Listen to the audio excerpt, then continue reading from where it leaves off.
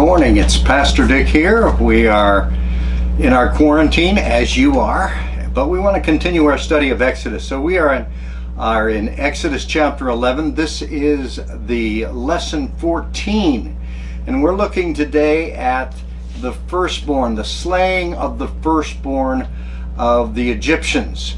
And I think it's an important study, although it can get very deep. We're going to be asking 3 questions and want you to be able to follow along. As a way of preface, let me say this, that it's much easier when we're together as a class and we have some interaction. Because I'd read the passage, then I'd ask you questions about it and get you discussing and get you asking the same questions that I'm going to ask. But since I don't have you in there, I'm going to look out to my little class here and say, hey, does anybody have any questions about the topic that we're going to study today? And then you're going to respond. As a matter of fact, in our class, we have one of the ladies, Abby, who is keeping records of all the questions we have that we have no answers to. But God has those answers, and when we get to heaven, Abby's going to have a notepad, and she's going to ask God all those questions. This is that kind of lesson where you have a lot of questions, and you may go away with even more questions. But that's okay, because it's questions that make us dig into the Word. It's questions that make us search for the answers. In the book of Acts, it says the Bereans were more noble than the Thessalonians, because when they heard the Word, they went home and searched the Scriptures to make sure these things are so. So we'd like you to search the Scriptures. We want you to be into the Scriptures. We want you to read them and understand the things that the Lord has given to us. So here we go. We are on lesson 14, and we're going to be looking at some important issues. We want to first read the passage. We're going to read chapter 11 and verses 4 to 7.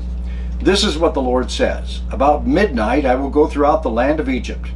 Every firstborn son of Egypt will die, from the firstborn son of Pharaoh, who sits on the throne, to the firstborn son of the slave girl who is at her handmill, and the firstborn of the cattle as well. Now let me pause here to say, I am reading from the NIV, the New International Version. That is not always a translation, it is a paraphrase so that you can understand it a little more clearly. When it says firstborn in this particular passage, it does not follow it with the word son. That is added by the NIV translators. And so it's just saying firstborn. Therefore, we don't know whether it was the firstborn child, male or female, or whether it was firstborn son. Now, lots of other places it accompanies that phrase with the word son, but here it does not. Verse 6, and there will be loud wailing throughout Egypt, worse than ever has ever been or ever will be again.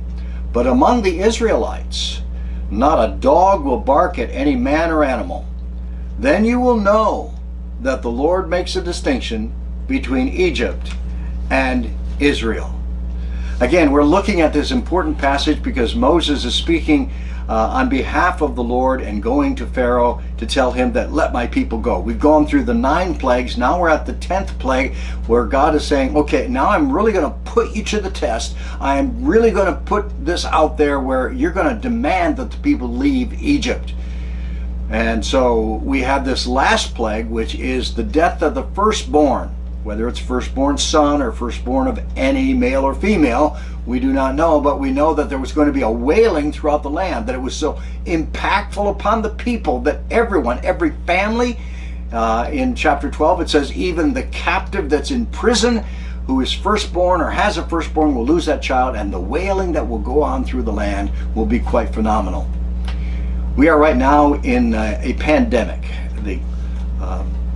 The virus, COVID-19, is afflicting our land and all the world, and we are very uptight about this. This week it's been a very sorrowful week because some people close to us have been diagnosed as having COVID-19, and we don't know if they will survive or not. We're asking God to heal them.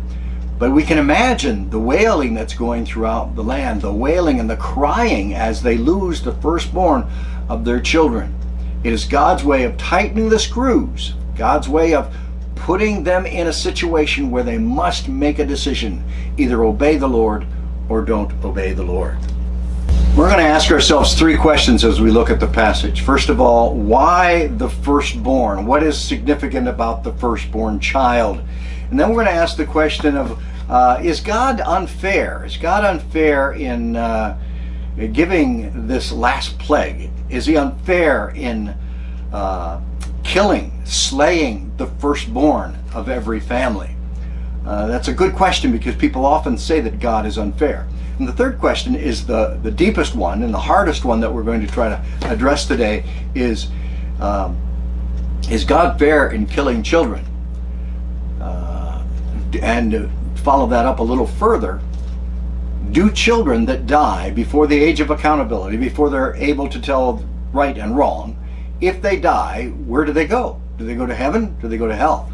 These are pagans. These are followers of all those 3,000 gods of the Egyptians. And the question is, where did they go? So that's where we're going to be going in our study today. So I hope that you your seatbelt, get ready. Let's get ready to rumble.